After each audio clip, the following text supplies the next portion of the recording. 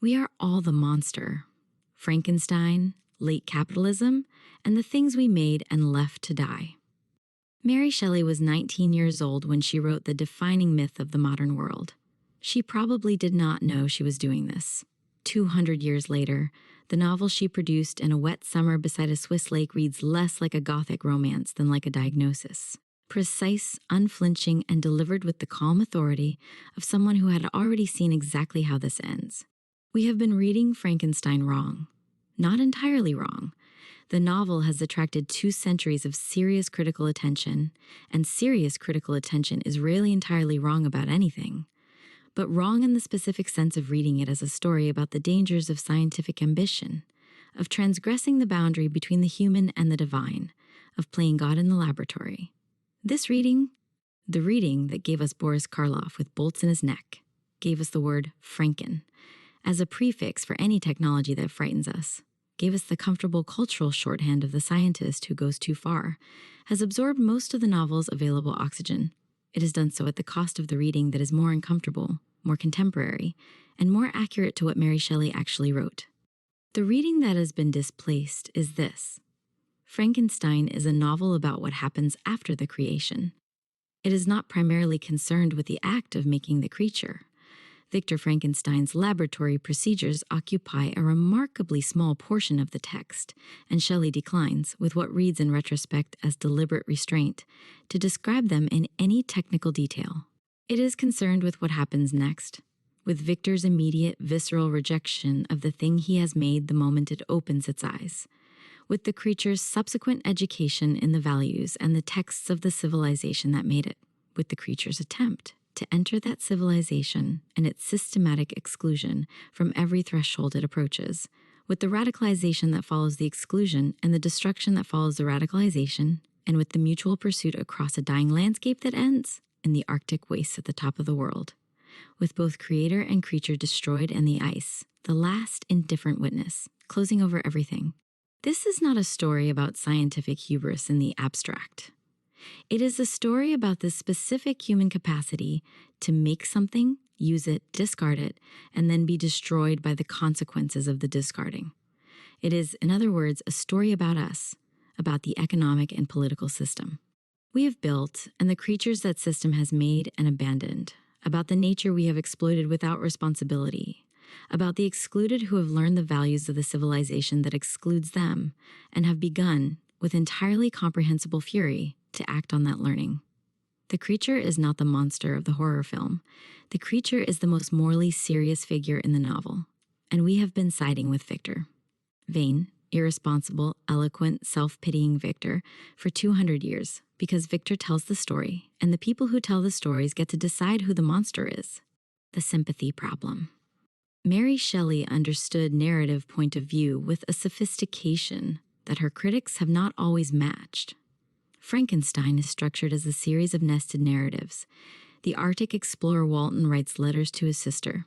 Within those letters, Victor Frankenstein tells his story. Within Victor's story, the creature tells his own. The architecture is precise and deliberate, and its effect is to make the question of whose account to believe, whose experience to credit, whose version of events to accept, the novel's central formal problem as well as its central moral one. Victor is not a reliable narrator. He is a man of considerable intelligence and considerable self-regard who is engaged, throughout the novel, in a sustained act of self-exculpation, the presentation of his own story in the most favorable light available to him, the systematic minimization of his own responsibility for the catastrophe, the rhetorical transformation of his creature from a being he made and abandoned into a monster that arrived, fully formed and fully malevolent, from somewhere outside himself. He is, in the specific sense that the term has acquired in contemporary literary criticism, a narrator whose account requires constant interrogation, whose eloquence is the measure not of his truthfulness, but of his need to be believed. The creature, by contrast, is scrupulously honest. When he appears before Victor in the mountains, the encounter on the mer de glace that is the novel's moral and philosophical center, and demands to be heard, he makes his case with a precision and a fairness that Victor, in the equivalent position, has conspicuously failed to achieve. He describes what happened to him. The abandonment, the confusion, the slow, painful acquisition of language and understanding, the approach to the de Lacy family and its violent conclusion. He identifies the cause of his suffering not in his own nature, but in the response of others to his appearance, which he did not choose and cannot change. He makes a demand, not for revenge, not for submission, but for recognition, for a companion, for a being who will look at him and see him rather than recoil from him. He argues for his own humanity, and he argues for it better than Victor has argued for anything. And then Victor refuses him. Refuses him not on rational grounds. The creature's argument is not irrational, but on the grounds of disgust, of the same involuntary physical revulsion that produced the original abandonment. The refusal is the novel's hinge, the moment from which everything destructive follows. And Shelley is unsparing about where the responsibility for that refusal lies, in Victor, and in the society whose values Victor embodies and the creature has absorbed. The creature does not become violent because he is inherently violent. He becomes violent because every avenue of nonviolent integration has been closed to him, and the closing has been done not by his own inadequacy, but by the system's inability to see past its own categories. This is the sympathy problem. And it is the first thing the contemporary reader must reckon with. Shelley has written a novel whose sympathies are with the monster, and we have spent 200 years refusing to follow her there, because following her there requires acknowledging things about the systems we inhabit that we would very much prefer not to acknowledge. Victor Frankenstein, entrepreneur. Let us look at Victor clearly, without the softening effect of his own narration. He is a young man of good family and considerable intellectual gifts who becomes obsessed, at university, with the project of creating life, of solving, through the application of newly discovered scientific knowledge, the problem of death itself. He pursues this project with total commitment and total isolation, neglecting his family, his friends, his obligations, and his health in the service of the goal. He achieves the goal. He is immediately horrified by what he has achieved. He abandons it, collapses, recovers, and attempts to return to ordinary life while systematically refusing to acknowledge what he has made and what he owes it. Strip the Gothic machinery away, and this is a recognizable contemporary figure. It is the figure of the tech entrepreneur whose horizon of ambition extends precisely to the moment of creation and no further, who is intoxicated by the problem and indifferent to the consequences of the solution, who measures success by whether the thing works and not by what the thing does once it is working. It is the figure who asks, "Can we do this?" with tremendous sophistication and never asks, "Should we?" with any seriousness at all. It is, with the serial numbers barely filed off, the personality type that has driven the technological development of the past 3 decades, brilliant, driven, morally arrested at approximately the developmental stage of a gifted adolescent, constitutionally incapable of sustaining attention on anything that does not confirm its own exceptionalism. The comparison is not ornamental. When we observe the actual discourse of Silicon Valley, the explicit invocations of Promethean ambition, the declared intention to solve death, to transcend the limitations of the human, to move fast and break things in the confident expectation that the breaking is a necessary cost of progress, we are listening to people who have absorbed Victor Frankenstein's self-understanding without, apparently, having read past chapter 5. The goal is the creation. The creature once created is someone else's problem. The externalities, the jobs automated away, the privacy eroded, the democratic processes undermined by the platforms, the mental health of the teenagers delivered to the algorithm. Are the creatures left on the doorstep of a society that didn't ask for them and doesn't know what to do with them? Victor, in each case, has already moved on to the next experiment. Mary Shelley was writing in 1816, at the very beginning of the industrial acceleration that would transform Europe within a generation.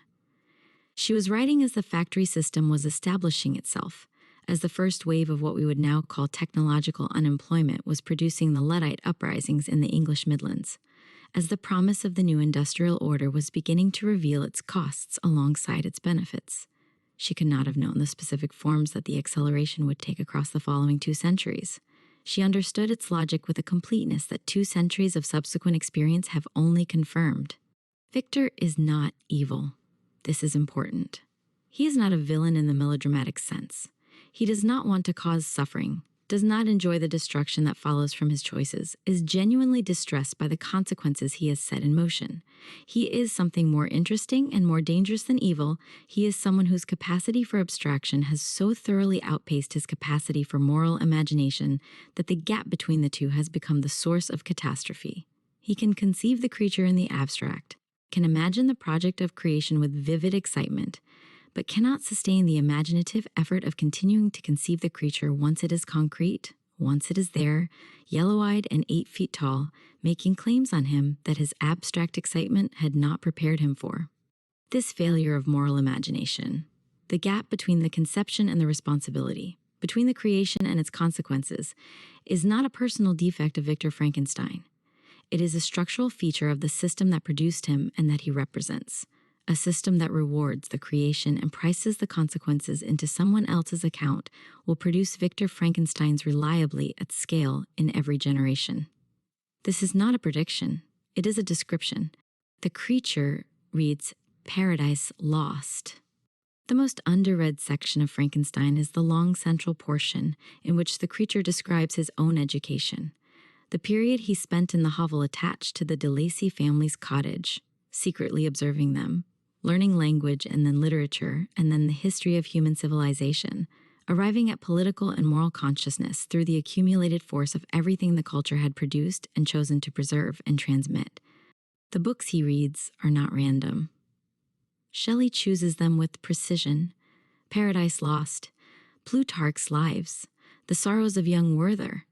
Each of them is a text concerned with the relationship between the individual and the systems of power that surround him, with rebellion and its consequences, with greatness and its costs, with the anguish of the sensitive soul in an indifferent world. The creature reads them not as literary exercises, but as maps, attempts to locate himself in a human landscape that he has not been given any other means of navigating. Paradise Lost becomes, for the creature, the most significant of the three, and the relationship he develops with it is one of the novel's most devastating passages. He identifies with Satan, the figure expelled from the community of the blessed, condemned to an existence of exclusion and resentment.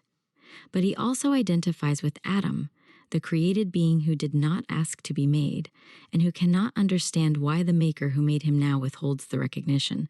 The creature needs to make sense of his own existence. Like Adam, he tells Victor, I was apparently united by no link to any other being in existence, but his state was far different from mine in every other respect. He had come forth from the hands of God a perfect creature, happy and prosperous, guarded by the especial care of his Creator. He was allowed to converse with and acquire knowledge from beings of a superior nature, but I was wretched, helpless, and alone. This passage is philosophically precise, in ways that the novel's Gothic surface can obscure. The creature has identified exactly what has been done to him. He has been made in the image of humanity, educated in the values and the texts of civilization, taught to want what civilization offers: recognition, companionship, a place in the community of persons, and has then been denied access to everything he has been taught to want, on grounds that have nothing to do with his values or his intelligence or his moral seriousness, and everything to do with his appearance, which he did not choose. This is the structure of racialized exclusion. It is the structure of class exclusion. It is the structure of every system that educates its subjects in the values of the dominant culture, and then refuses them entry into the dominant culture's rewards on grounds that are presented as natural, as simply the way things are, but that are, on examination, the product of specific historical choices made by specific people in the interest of maintaining specific arrangements of power. The creature learns to read. He reads the canonical texts. He absorbs the values that the canonical texts transmit, and he is still, at the end of all this education, excluded, more painfully excluded indeed for having understood what he is excluded from. Webb Du Bois, writing in The Souls of Black Folk in 1903, described what he called double consciousness, the experience of always seeing oneself through the eyes of others, of measuring one's soul by the tape of a world that looks on in amused contempt and pity. The creature's experience is a version of this, The experience of having fully internalized the gaze of the culture that excludes you, of seeing yourself as that culture sees you, of being unable to escape the knowledge that the thing you are is the thing the culture has decided it cannot accommodate. The creature's violence, when it comes, is the violence of someone who has tried every available nonviolent avenue and found every one of them closed. He approaches the DeLacy family, the family he has watched and loved from hiding, for whom he has gathered firewood and cleared snow in secret acts of devotion that are also, unmistakably, acts of longing, with the careful preparation of someone who understands that the encounter must be managed, that the visible reality of his appearance will produce the same. Reflexive horror it has always produced, and that his only chance of being heard is to speak to the one member of the family who cannot see him. Old DeLacy is blind. The creature sits with him and talks, and DeLacy listens, and for a brief period the conversation is the one the creature has always needed, a conversation in which he is assessed by what he says rather than by what he looks like. Then the rest of the family returns, and the blindness ends, and everything ends with it. Felix beats him. The family flees. The creature burns the cottage, because the cottage was the last thing that connected him to the hope of integration, and the hope is gone. I, the miserable and the abandoned, am an abortion, he says later to Victor, to be momentarily dazzled, then chased with stones. The gig economy and the abandoned creature. There is a way of reading the creature's situation that maps with uncomfortable precision onto the experience of the workers and communities that late capitalism has made and then discarded, that has used their labor, their land, their time, their health, and then moved on when the calculation changed, leaving behind the devastation and disclaiming the responsibility. The post-industrial towns of the American Midwest and the British North, where the factories that employed generations have closed and the communities that organized themselves around those factories have been left to manage the consequences alone, are full of Victor Frankenstein's creatures. They were made by the system. Their labor built the system, their communities were constructed around the system's needs, and they were abandoned when the system found cheaper alternatives elsewhere. The abandonment was not accompanied by acknowledgement. It was accompanied instead by a discourse that transformed structural economic decisions into personal moral failures. The communities that were struggling because they had not adapted, had not retrained, had not responded with sufficient flexibility to the changing demands of the market. The system that made them and left them was not responsible. They had made themselves. This is Victor's discourse exactly. When the creature confronts him, when the violence and the destruction and the deaths that have followed from the abandonment force the confrontation, Victor does not say, I made you and left you, and the consequences of that abandonment are mine to answer for.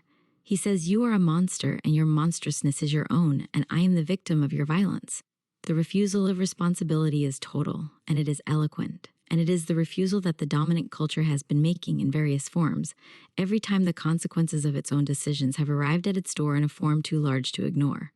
The gig economy is, in this reading, the most literal contemporary Frankensteinian arrangement. The platforms, Uber, Deliveroo, Amazon Mechanical Turk, the entire architecture of on-demand labor, create workers. They need the workers. They could not function without. The workers, the value they generate is generated by the workers' labor. And they simultaneously, systematically, deny that the workers are workers at all, classify them as independent contractors, as entrepreneurs, as free agents operating their own micro-businesses, in legal arrangements designed specifically to disclaim the responsibilities that the employer-employee relationship would entail. The creature is made.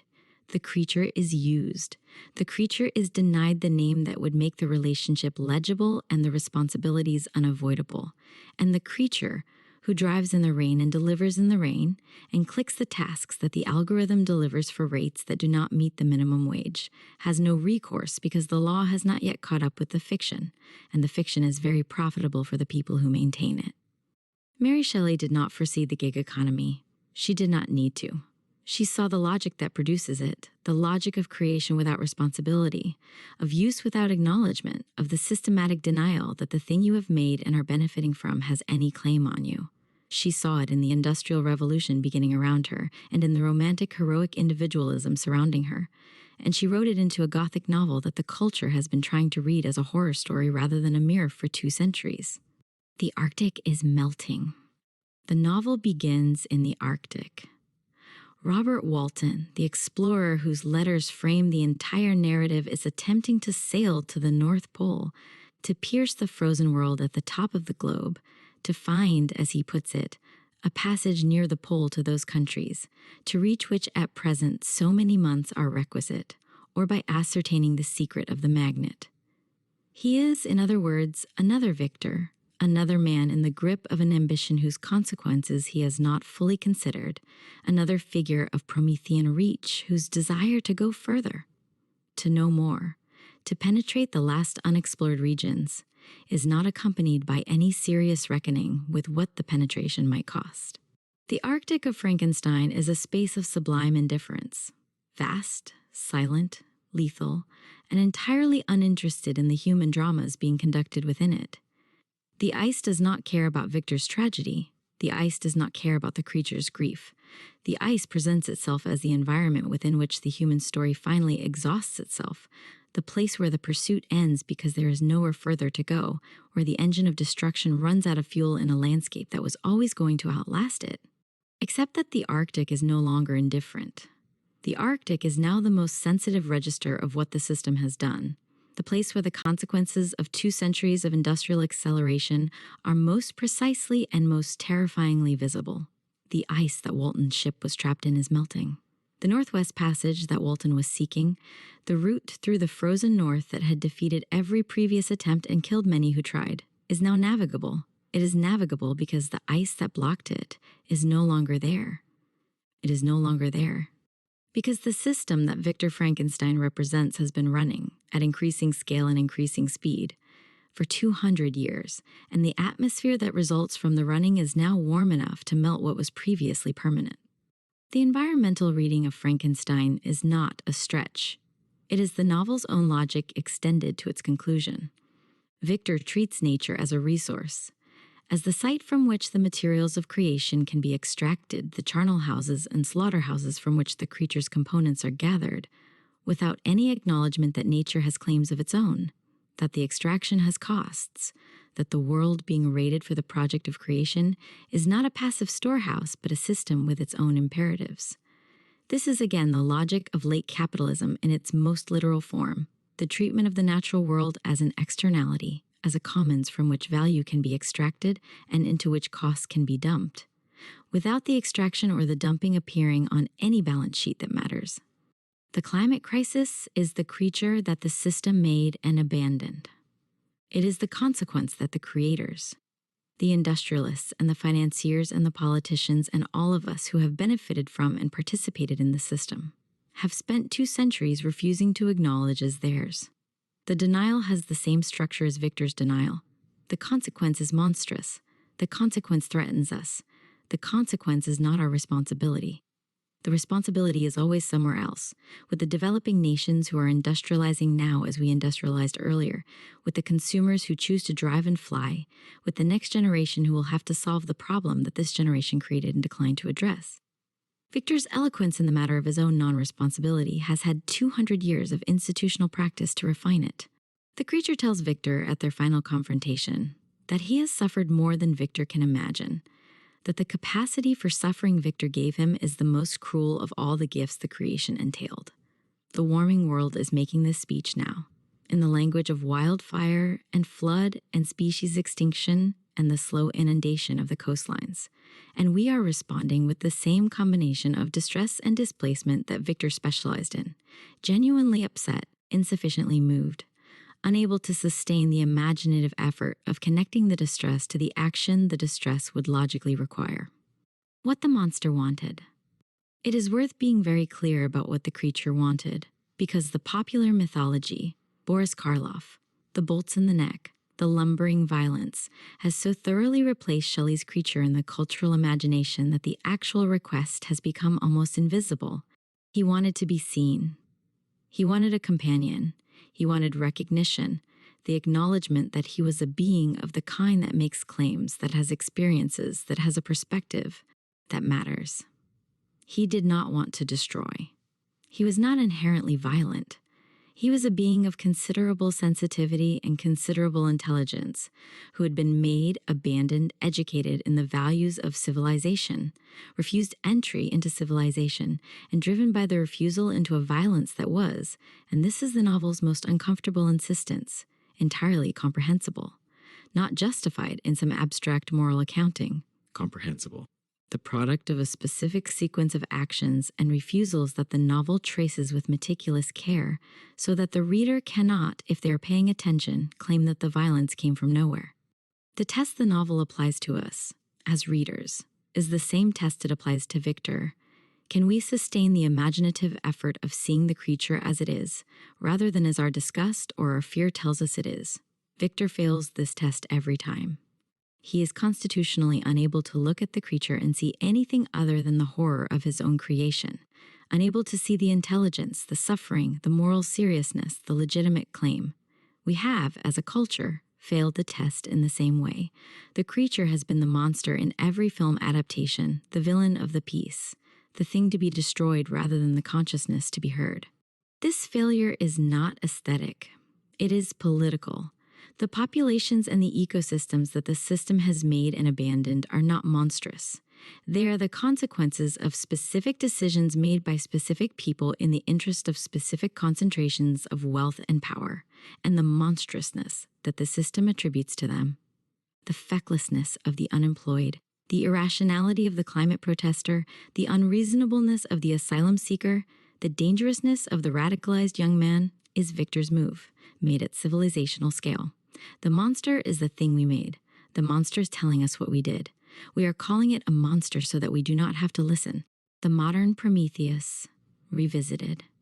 Shelley's subtitle, The Modern Prometheus, is usually read in one direction. Victor is Prometheus, the hero who reaches beyond the human limit and pays the price. This reading is accurate but incomplete. Prometheus stole fire from the gods and gave it to humanity, and was punished by the gods for the theft. Victor stole the secret of life and gave it to no one, made it for himself, in the service of his own ambition, and then rejected the being in whom the secret was embodied the moment the being made claims. The Promethean reading that Shelley intends is more complex than the heroic version allows. Prometheus's crime, in the Greek tradition, is not simply the overreach of ambition. It is the creation of an obligation. The gift creates a relationship, a responsibility, a debt that Prometheus accepts when he makes the gift. Victor creates without accepting the obligation. He wants the power of creation without the responsibility of the creator. He wants to be Prometheus, without the chains, which is to say, he wants the myth without the substance, the heroic act without the heroic cost.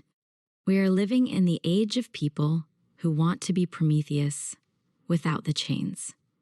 The chains are the regulations, the taxes, the environmental protections, the labor laws, the democratic oversight, the social obligations that the Promethean ambition generates, and that the Promethean ego declines to accept. We have built economic and political systems that reward the fire theft and price the chains out of the equation, that allow the value of creation to be privately captured while the costs of creation are publicly distributed. Victor in this system is not an anomaly. Victor is the ideal type. Victor is who the system is selecting for. Mary Shelley was 19.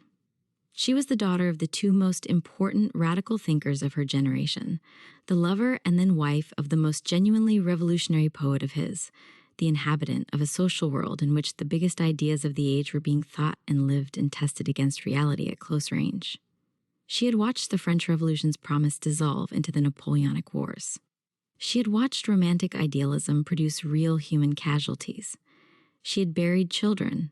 She was writing in the knowledge that the systems being built around her, industrial, economic, ideological, were being built by people who were very good at the fire theft and constitutionally disinclined to accept the chains. She gave us a myth adequate to the moment. The myth is a creature, abandoned on the doorstep of a civilization that made it and won't acknowledge it, educated in that civilization's values and denied its rewards, standing in the ruins of everything the refusal has produced, asking, still asking, across 200 years to be seen, not to be worshipped, not to be loved, to be seen and acknowledged, and dealt with honestly by the person who made it and called it a monster so that the making could go on without the reckoning. The ice is melting. The creature is still there. Victor is still, eloquently, explaining why none of this is his fault.